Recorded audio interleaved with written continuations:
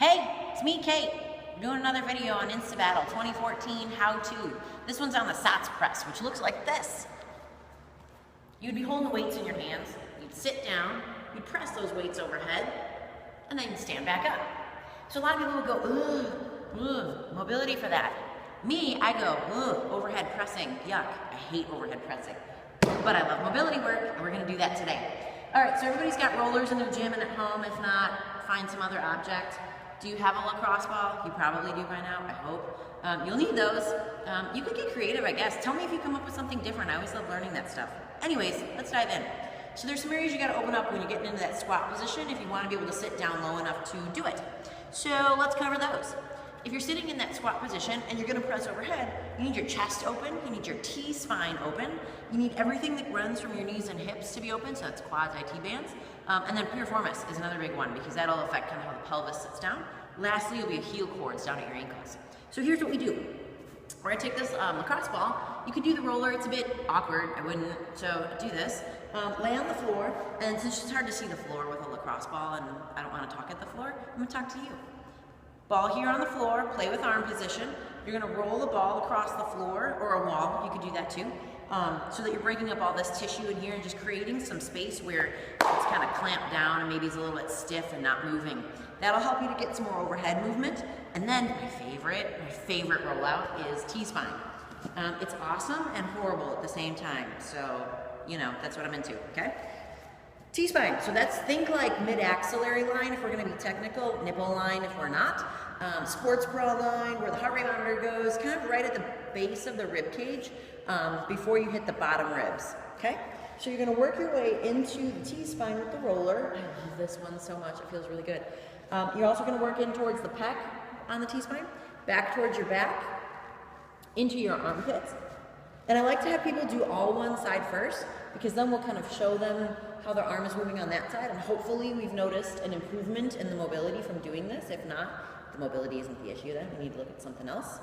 And we would work through this whole area here, and it feels so great, and you could spend all day working out those lumps and knots, but don't. Spend like 30 seconds a couple times a day. I think that's what we're looking at now is more effective anyways. And then when you kind of move your arm around, you'll go, ooh, hopefully that feels more pliable. And so that's, all right, that's that side. Oh, that's how hard I have to work to get that up there. So that's kind of cool. That was like 10 seconds of me just rolling out. I do this one every day, so my body kind of picks it up quick and goes, oh yeah, let's get loose again, okay? So that's upper body. Then we want to get to the middle of the body, leg area. Piriformis. Grab your lacrosse ball. If you're wearing jeans, upper outer corner of that back pocket on your jeans, that's where you want to go. That's where the lacrosse ball should be set. And then you'll lean into it. You'll find your piriformis pretty quick because it's pretty tender. And then play with knee position because that's fun and painful. No, it's fun, I promise. And then leg out, same thing, that kind of, what you're doing with the leg position is moving the bones around. So of course then the muscles are gonna move around and you're holding that lacrosse ball right in there. So then the muscle is kind of sawing around it and it strips it out really well. Massage therapists do this a lot with their techniques and I just kind of started doing that with this too, okay? So piriformis, that's gonna help you open up to get that pelvis into a better position. And then heel cords and lower ankles, or lower calves I should say. So take your foot, put it on top of a lacrosse ball, and then dig down into it. Using your hand to apply extra pressure. It always hurts, but you know, it'll stop hurting eventually, I promise. I need to do this one more often. Then, lower calves, other leg on top, just like you would with a roller, but more deliberate with a lacrosse ball because it's so tiny. It gets in there and it just strips all that stuff out.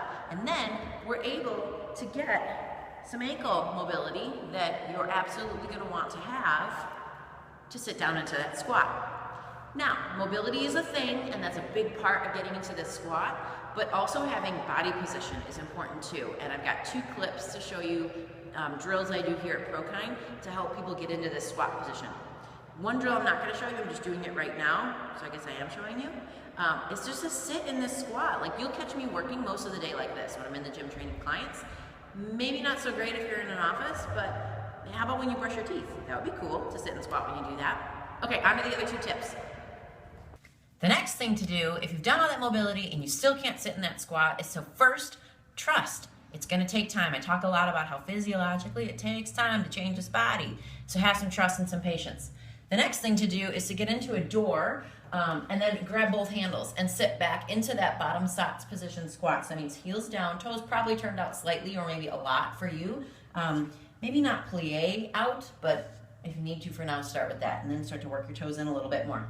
Use the door handles to sit back and lean back from the door so that you can hang out in that squat. Because a lot of my folks, when they come in, they're so restricted in their mobility here and just aren't strong enough to maintain that posture that they just fall right over. So we use the door, and then they can sit back and they can spend some time kind of spreading their knees open, shifting from side to side, and they start to feel that open up. And then eventually they can do it without the door handle.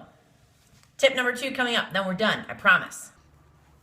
The other thing I've noticed when people try to sit into a deep squat is that a lot of times if they're struggling, part of it is because they don't know how to figure out where their chest should be. They sit forward way too far and don't have that body awareness to know what it feels like to stay upright. I use this drill to coach that, okay?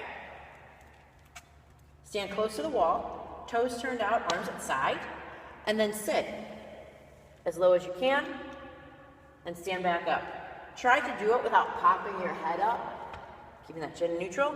Sitting down nice and low without rounding the shoulders forward or having yourself fall backwards. It provides hours of enjoyment and laughter for at least the people watching you do it when you first start, hopefully you as well, and that you pick it up fairly quickly. These are all my tips I've offered for Sots press. There's so much more that you could do to get strong and mobile and so many paths you can take. If you've got ideas and comments, throw them in with this video or on the social media deal or whatever, and I hope you can be Sots pressing with us on Insta Battle 2014.